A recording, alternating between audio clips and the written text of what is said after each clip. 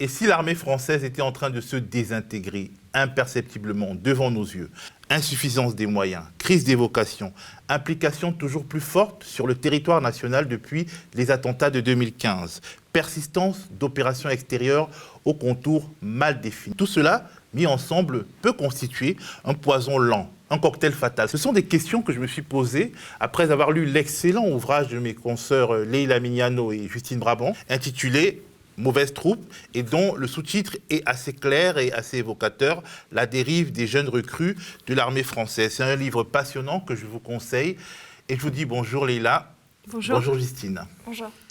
Alors, je voudrais qu'on commence par évoquer une des conséquences de ce que vous décrivez dans votre enquête, c'est-à-dire les graves accusations de viol qui ont visé les troupes françaises présentes en République centrafricaine dans le cadre de l'opération Sangaris. Regardons d'abord un petit montage vidéo qui nous permet de nous replonger dans ces événements-là. C'est près de cet aéroport, à Bangui, que les faits se seraient produits entre décembre 2013 et juin 2014. À l'époque, des centaines de réfugiés s'entassent autour du site. Au printemps 2014, l'ONU lance une enquête.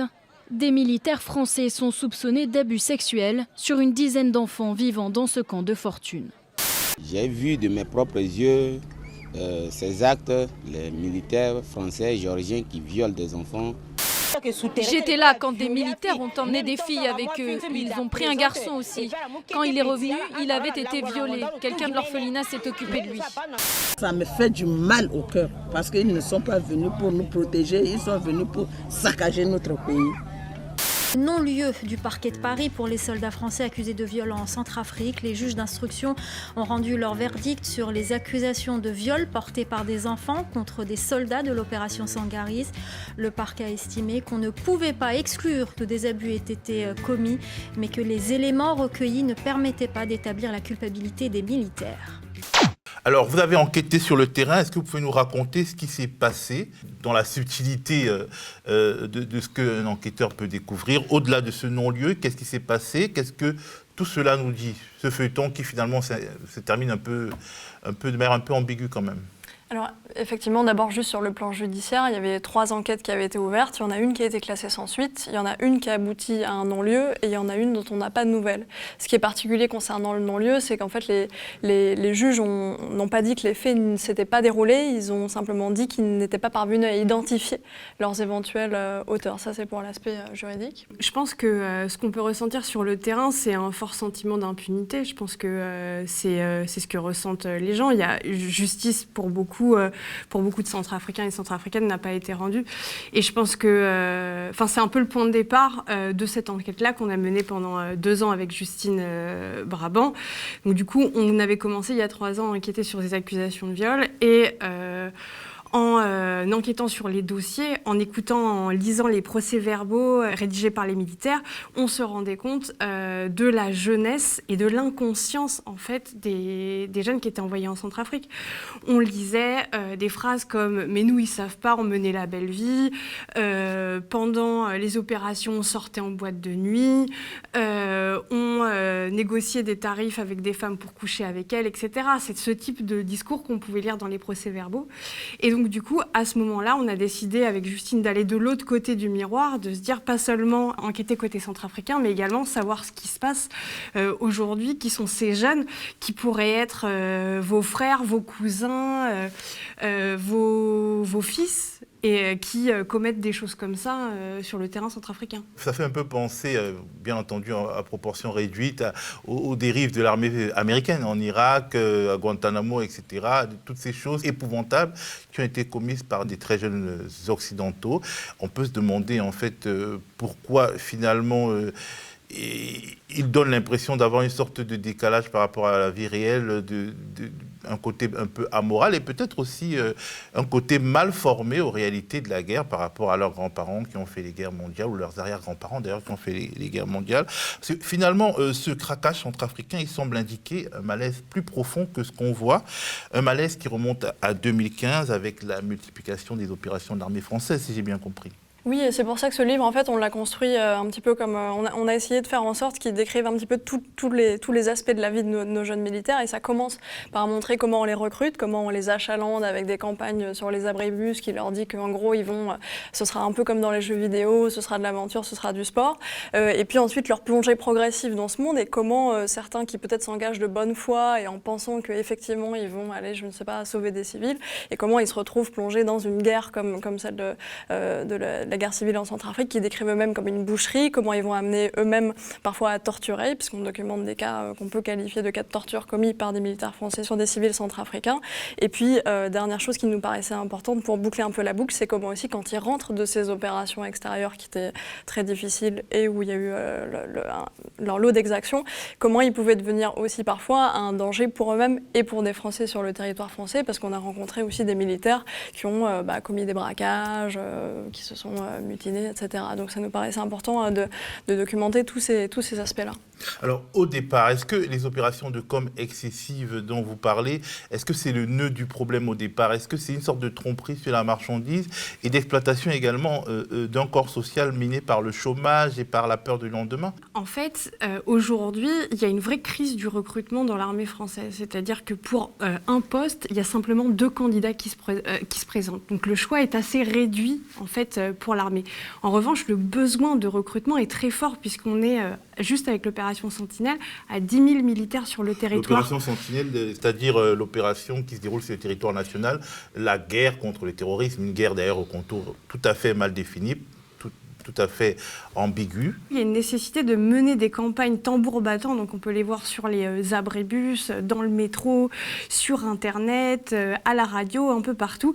Des campagnes de pub qui font rêver, donc avec un décor un peu d'aventurier, de jeux vidéo. Par ailleurs, sur les réseaux sociaux, l'armée diffuse des messages comme « Toi aussi, tu veux faire Koh-Lanta, reviens, viens nous rejoindre. Nous aussi, on va jouer à Star Wars ». Des images clairement pour toucher le public jeune et donc du coup qui s'attend à voir une guerre un peu de jeux vidéo et d'aventuriers comme dans les films. Sauf que quand les voilà plongés en Centrafrique, ils se rendent compte que c'est pas du tout ce qu'on leur a promis. C'est pas juste faire du sport et l'aventure, la guerre. La guerre, ça n'a jamais été ça. Et donc du coup, c'est ce qu'on montre. Et quand on suit ces jeunes militaires, on voit la déception et la chute. Ils tombent d'un immeuble, quoi. Et j'ajouterais qu'il y a 2 aspects dans les campagnes de recrutement, c'est-à-dire que finalement à ces arguments sur du sport, de l'aventure, c'est ajouté aussi récemment, et ça rebondit sur ta question, la question de trouver un métier, trouver un job, parce qu'ils savent très bien que les jeunes aujourd'hui ont des problèmes pour trouver du travail. Et donc quand on est allé, parce que moi je me suis rendue dans un centre de recrutement, j'ai fait semblant de vouloir m'engager dans l'armée pour savoir un peu quel discours on allait me servir, et le recruteur en fait m'a dit, et a dit au candidat qui était à côté de moi, en fait l'armée c'est comme une entreprise civile. Parce que le candidat qui postulait avec moi était déçu parce que, avait un diplôme d'ingénieur et il ne trouvait pas de travail. Il avait du mal à trouver des entreprises qui voulaient bien lui donner une première chance. Et le recruteur a rebondi là-dessus en lui disant « ça tombe bien, nous on est une entreprise civile, on est une entreprise comme les autres ». On leur vend ça, on leur vend aussi dans certaines campagnes l'idée qu'il y a 500 métiers à pourvoir dans l'armée, donc ça donne aussi envie. Et on pense qu'une partie de cette jeunesse du coup s'engage aussi en se disant « ça y est, c'est la fin de la précarité ». Sauf qu'une entreprise comme les autres, ils ont beau le présenter comme ça, c'est pas vrai, parce que si c'est ça, c'est une entreprise où les grèves, ce sont des mutineries, une entreprise où la démission, c'est une désertion, une entreprise où un accident du travail, c'est une balle perdue. Donc oui, je pense qu'on peut dire qu'en large partie, il y a tromperie sur la marchandise. En général, ce ne sont pas des gens qui ont fait des écoles d'ingénieurs qui cognent à la porte de l'armée, ce sont des jeunes moins diplômés, plus précaires. C'est en gros la France des prolos, les prolos des banlieues colorées et les prolos de la fameuse France périphérique. C'est un peu ça, sociologiquement. Je pense qu'effectivement, ça fait partie du public cible. C'est le public cible des campagnes de recrutement. On vend des campagnes de recrutement black, blanc, beurre, enfin, vous voyez, avec des femmes, comme s'il y avait autant de femmes dans l'armée que d'hommes, où il y aurait une justice totale et où il n'y aurait pas de discrimination, etc. Ça fait partie, effectivement, du public cible de l'armée. Et d'ailleurs, le général de Villiers, lorsqu'il a sorti son dernier livre et qui fait des campagnes de promo, il a un peu dit « l'armée, c'est le creuset de la nation, c'est là où on retrouve toute la diversité de la nation française ». C'est aussi une sorte de mythe que les officiers supérieurs et généraux de l'armée française vendent. Est-ce que ce mythe est réel? Est-ce qu'il n'y a pas une sorte de clivage de classe profond dans l'armée aujourd'hui, surtout après la fin du service militaire? De toute évidence, les discriminations ne s'arrêtent pas aux frontières de l'armée, en fait. Les discriminations sexistes, homophobes, racistes et islamophobes passent complètement les frontières de l'armée. On n'est pas les seuls à le dire, ça a été très documenté. Enfin, moi-même, j'ai écrit un livre sur les violences sexuelles à l'intérieur de l'armée française, donc où on montre le nombre de victimes de violences à l'intérieur de l'armée. C'est des faits qui sont documentés. Après, on peut vous servir un discours extérieur qui n'est pas celui-là, mais c'est faux.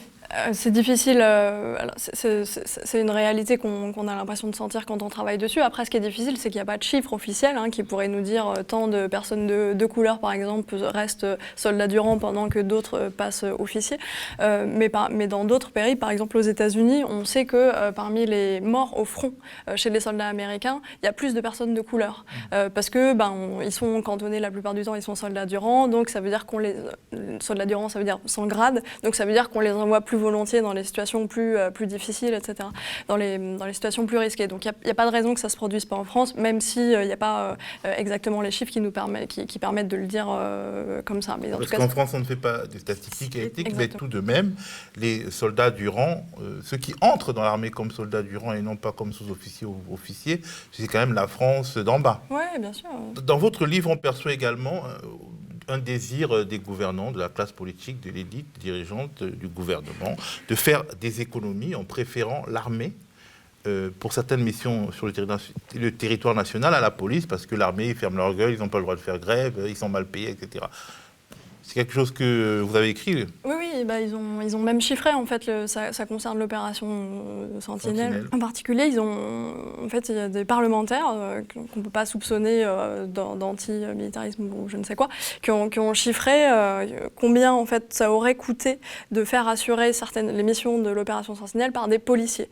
Les policiers, ils sont payés des heures supplémentaires, ils ont des syndicats assez puissants. Les soldats français, ils n'ont pas d'horaire, mais vraiment au sens littéral du terme, ils ne sont pas payés en heures sup, quand ils travaillent.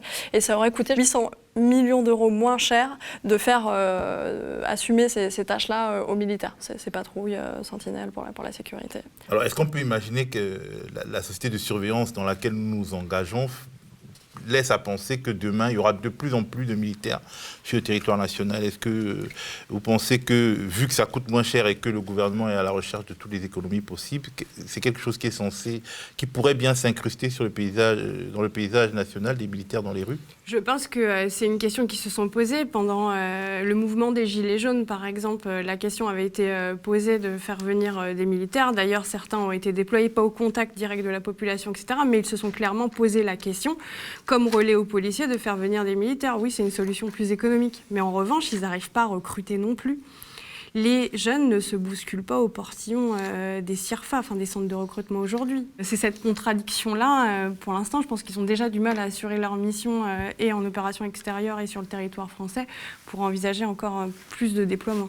Mais c'est effectivement vraiment une question. Enfin, nous, on n'a pas forcément prétention d'y répondre. Est-ce que la société française veut plus de sécurité, moins de sécurité? Mais ce qui est sûr, c'est que, à travers ce livre, on a voulu aussi rappeler que ces choix-là, qu'on fait par exemple collectivement, de se dire, on veut Sentinelle parce qu'on a peur de terrorisme et tout, ça a un coût, quoi. Ça a un coût humain, ça a un coût financier, mais ça a vraiment beaucoup un coût humain aussi. Et envoyer des gens en OPEX en se disant, ça y est, il faut partir en opération extérieure, il faut aller se déployer au Mali, en Centrafrique, ça a un coût. Et ça a un coût humain très fort aussi. C'est ça qu'on a voulu documenter.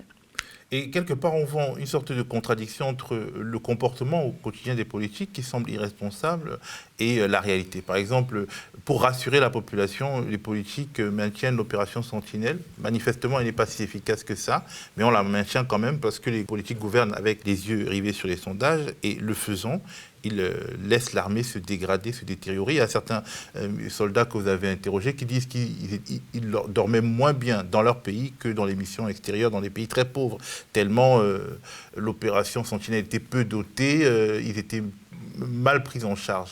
Oui, tout à fait. Pendant tout le début de l'opération Sentinelle, l'arrivée des militaires n'avait pas été préparée. Donc, du coup, ils dormaient dans des gares, souvent à même le sol, dans des endroits avec des cafards, avec de la pourriture.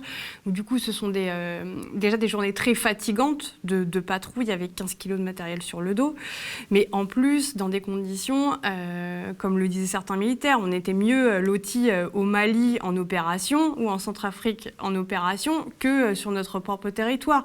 Ils devaient payer pour aller aux toilettes, dans les gares, par exemple, ou payer pour prendre une douche. Et les jeunes soldats, ils parlent d'armée de crevards, par exemple. Exactement. On nous envoie sur le terrain sans chaussures, quoi, avec des chaussures trouées. Donc, parfois, effectivement, c'est les termes qui sont employés par les jeunes militaires. On parle quand même d'un pays membre du Conseil de sécurité, une des plus grandes puissances du monde. Comment vous expliquez ça?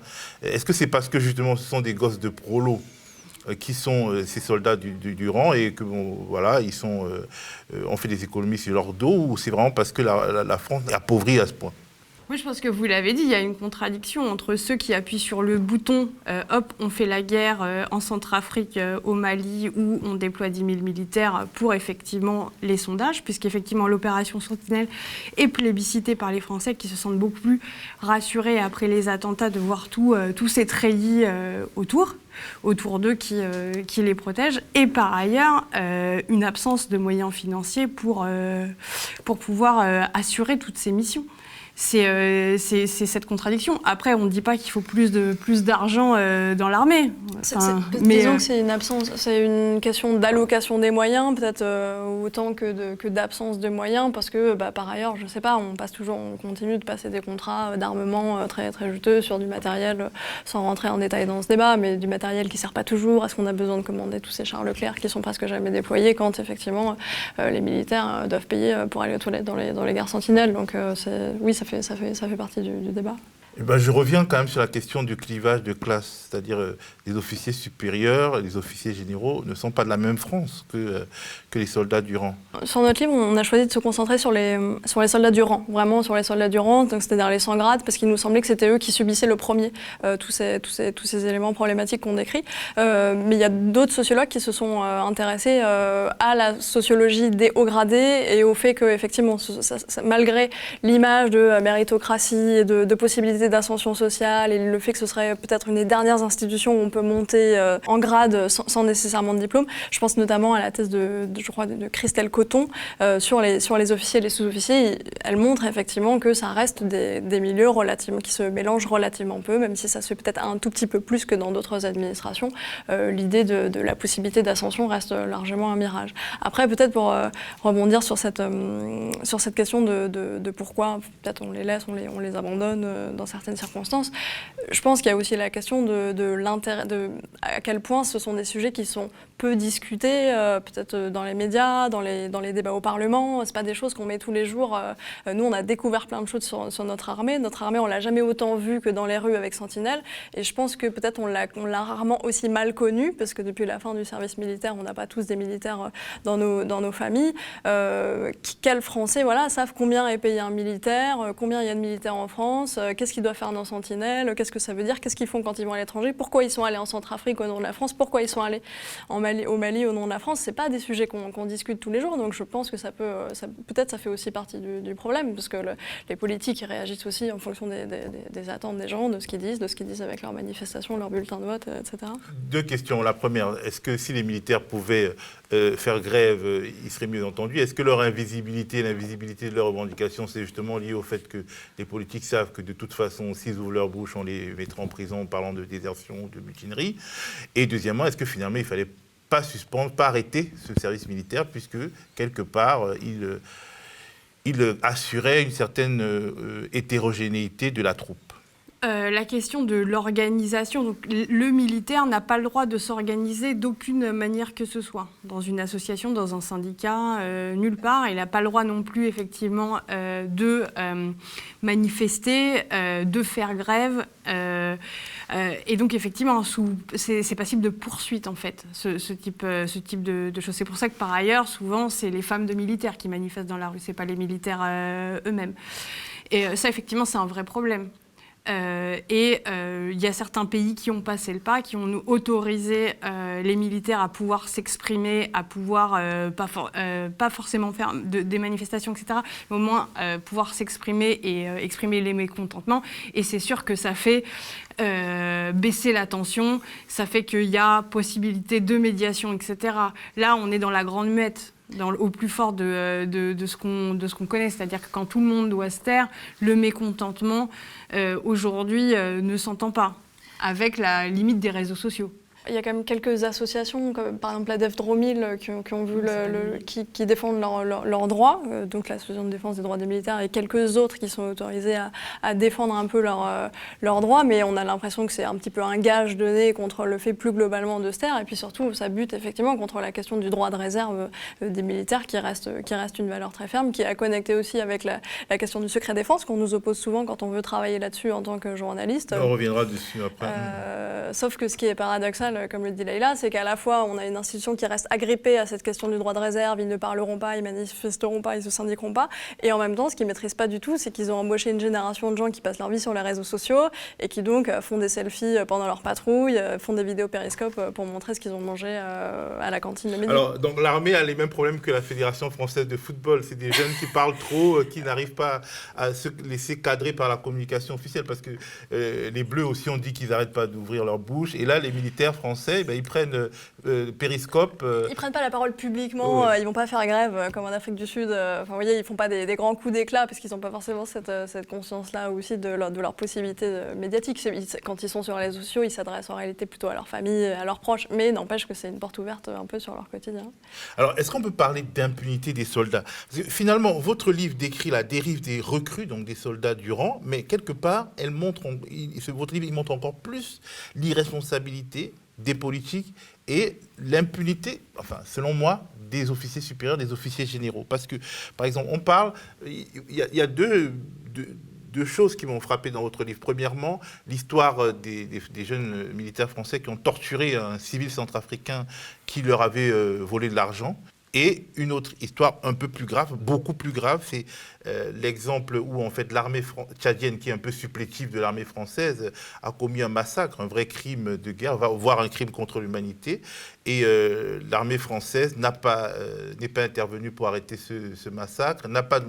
Les politiciens français n'ont pas demandé d'explication au dictateur tchadien. Et jusqu'à présent, l'armée française et l'armée tchadienne font des opérations ensemble, alors que normalement, a priori, des crimes à caractère international ont été commis par les Tchadiens avec, en tout cas, la complicité passive des Français. Donc, finalement, on parle de cette histoire de tabassage, de torture individuelle, mais on ne parle pas, on ne met en cause personne sur ce qui pourrait être qualifié de complicité de crimes de guerre, voire de crimes contre l'humanité.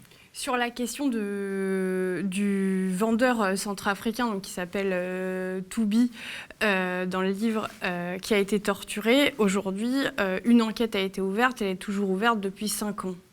Depuis 5 ans, il n'y a pas un militaire qui a été entendu. Donc une enquête judiciaire. Aucun militaire mis en cause, et pour beaucoup, ils ont avoué avoir participé à ce tabassage en règle.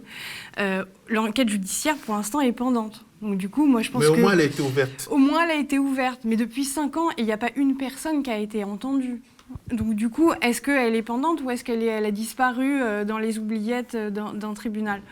Donc du coup, pour l'instant, effectivement, on ne peut pas dire que c'est l'impunité totale, parce que peut-être un jour, un militaire sera entendu dans 10, 15 ans, ou peut-être demain, on n'en sait rien, mais en tout cas, pendant 5 ans, la victime, donc du coup, n'a plus entendu parler de cette histoire. Et donc du coup, oui, je pense que pour le moment, il y a une certaine impunité. Et effectivement, après, la question, elle est intéressante parce que c'est la question de sanctionner quelques soldats sur un cas qui est quand même très grave, un cas de torture, de waterboarding, d'après ce qu'il décrit, etc. Effectivement, là-dessus, il y a quand même eu l'ouverture d'une enquête, même si c'était difficile, même s'il a fallu les remords tardifs d'un de ces militaires qui a dénoncé, qui a voulu parler 2 ans plus tard. Il y a eu une enquête ouverte.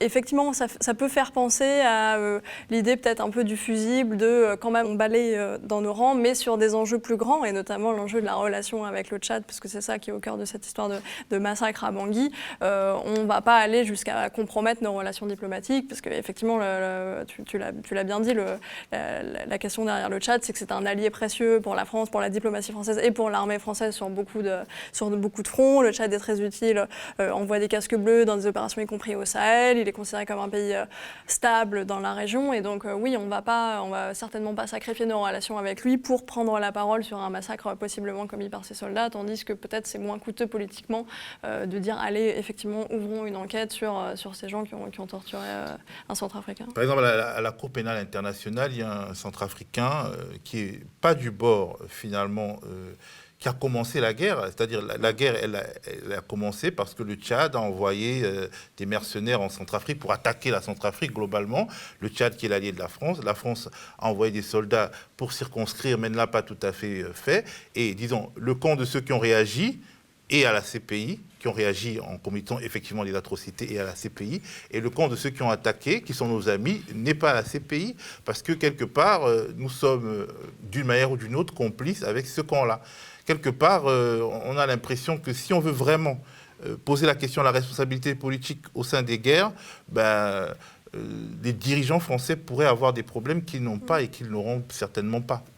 Oui, bien sûr. Mais il y a vraiment ce double aspect-là de la préservation d'intérêts avec des pays amis et de ce qu'on appelle les dérapages de cas. Et ce que j'ai trouvé frappant aussi en enquêtant sur ce cas de torture de Toubi, c'est qu'en passant en revue les précédents cas où des militaires français avaient été mis en cause pour avoir torturé, voire tué des gens, comme par exemple en Côte d'Ivoire avec l'affaire Firmin Mahé ou en Yougoslavie, on s'aperçoit que quand des choses aussi graves sortent, généralement c'est pas, je ne vais pas dire par hasard, mais c'est un peu par la bande. Là, il y a eu les remords tardifs d'un ancien soldat. Sinon, on n'aurait pas su l'affaire Firmin Amae. Bon, sans rentrer dans les détails, il y avait des chances peut-être pour que ce soit un peu une diversion politique sur d'autres problèmes.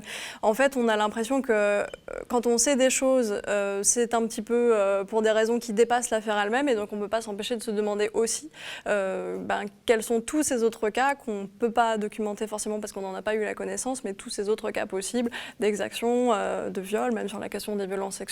Puisqu'on en parlait au début, il y a eu une condamnation de soldats français qui a attouché des fillettes au Burkina Faso, un soldat des forces spéciales.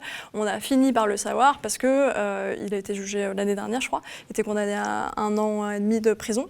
On a fini par le savoir parce qu'il avait filmé, il s'était filmé en train d'attoucher ses fillettes avec sa propre GoPro. Et après, il avait oublié sa GoPro en plus par ailleurs. Donc on se dit, pour ces quelques cas dont on finit par avoir connaissance, combien se déroule et passe sous le radar.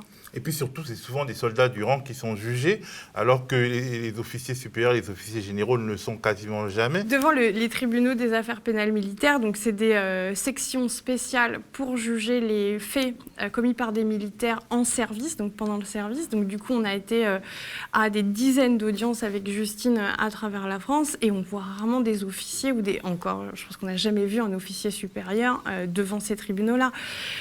Ces militaires-là ont les moyens de se payer de très bons avocats, ont les relations pour faire en sorte de ne pas arriver là. Ça ne veut pas dire que ça n'arrive jamais, mais ça arrive très très rarement que des militaires ou des officiers ou des officiers supérieurs se retrouvent devant ces cours-là. Et par ailleurs, à l'armée, plus la condamnation monte en grade, plus ça entache toute l'image de l'institution. C'est l'image qu'ils ont. Plus l'officier est haut gradé, plus l'image de l'ensemble de l'institution est entachée. Donc du coup, effectivement, on comprend pourquoi on évite de s'en prendre à ce genre de militaires. Vous parlez aussi de désertion. Qui arrive de plus en plus souvent, et de criminalisation globalement des anciens militaires français. Donc vous parlez d'un militaire qui a fait 200 jours d'opération sur 365, ce qui est énorme, entre le Mali, la Centrafrique, le Sentinelle. Est-ce que quelque part, la France a-t-elle encore les moyens d'être sur autant de terrain, et est-ce que finalement ces désertions, cette criminalisation ne doivent pas être mises au débit des politiques? La question de savoir si on a les moyens d'être sur autant de terrain, je pense qu'on serait bien, personnellement, je serais bien en peine pour y répondre parce que c'est une question complexe. Mais nous, ce qui est sûr, c'est qu'on pointe un peu l'absurdité du système actuel de jugement des déserteurs. Parce que est-ce qu'on a les moyens de se le payer? Je ne sais pas, mais ce qui est sûr, c'est que vu les moyens qu'on alloue à ces opérations, elles se font dans des conditions le plus souvent pénibles pour ces jeunes gens, en particulier ceux qui ont été mobilisés autant de temps sur Sentinelle. L'exemple dont vous parlez, c'est un régiment, c'est une compagnie qui a été mobilisée 6 fois sur une année pour Sentinelle. C'est énorme, ça veut dire autant de jours, effectivement, loin de chez eux. Et à cause de ça, notamment, effectivement, on voit beaucoup de déserteurs. Alors, le terme surprend, ça fait très Première Guerre mondiale. Enfin, les heures les plus sombres de notre histoire. Les heures les plus sombres de notre histoire, je ne sais pas. On n'a plus l'habitude d'entendre parler de déserteurs, mais c'est de fait ce qui se passe, puisque les militaires français ne peuvent pas sortir comme ça. Ils signent des contrats. Ils signent le plus souvent des contrats plutôt longs, parce que, comme on le disait au début, on leur a vendu une vie peut-être d'aventure, en tout cas un job. Ils ne se rendent pas forcément compte, quand ils signent, ils ont 18 ans, et ils le disent eux-mêmes, ils ne se rendent pas forcément compte de ce à quoi ils s'engagent. Et quand ils veulent partir, parce que c'est un peu trop tard, ils se rendent compte que ça ne leur convient pas et ou que c'est épuisant, notamment Sentinelle, ils ne peuvent pas le faire. Il n'y a pas d'équivalent de la démission dans l'armée française, de la démission au sens où nous on l'entend. Pour démissionner, il faut en fait demander l'autorisation à sa hiérarchie, autorisation qui n'est quasiment jamais accordée, puisqu'on l'a dit, ils peinent à recruter. Et donc le système la question des désertions montre en fait un petit peu en miroir l'absurdité de tout ça, parce que quand on va devant ces tribunaux, on voit devant la barre défiler, c'est le procès des fameux vendeurs de rêves, c'est le procès de ce qu'on leur a vendu avant. Et c'est le symptôme, à mon avis, un peu absolu de l'échec de tout ça. Alors, est-ce que nous sommes au début de la décadence? Alors, je vais être un peu provocateur parce que, alors, en ce moment, Emmanuel Macron, il drague Vladimir Poutine. On parle d'une nouvelle alliance entre Paris et Moscou. Et donc, on en parle également en Russie. Et donc, je vais vous lire le jugement d'un expert russe sur la France, un jugement qui a été traduit par Courrier International. Alors, l'expert dit, concernant une coopération militaire et technique, ils n'ont plus besoin de nous que nous deux. Sur le plan militaire, cela fait longtemps que les Français ne représentent plus rien, beaucoup de communication, beaucoup d'orgueil, beaucoup de passé glorieux, mais c'est tout. L'armée française est fortement dégradée, cela concerne le budget militaire, le personnel et la qualité de l'armement. La France n'a pas d'intérêt pour nous en tant que partenaire. C'est un peu dur, mais est-ce que c'est vrai? On n'est pas trop du genre à verser dans les déclarations un peu virilistes entre les armées, quelle est la plus forte, etc. Dans le monde. C'est pas trop le style de la maison. Mais nous, on pose plus des questions sur aujourd'hui pourquoi effectivement la France mène toutes ces guerres partout. Pourquoi est-ce qu'effectivement il y a un budget de 35 milliards qui est alloué à l'armée en 2018. Ça, c'est des budgets qui sont gigantesques comparés au budget des hôpitaux, comparés au budget de la justice, par exemple. Et donc, du coup, je pense qu'on est plus dans ce questionnement-là plutôt que se dire on est dans la première, la deuxième, la troisième armée du monde qui règlent ça entre eux, en fait. Exactement. Vlad et Manu.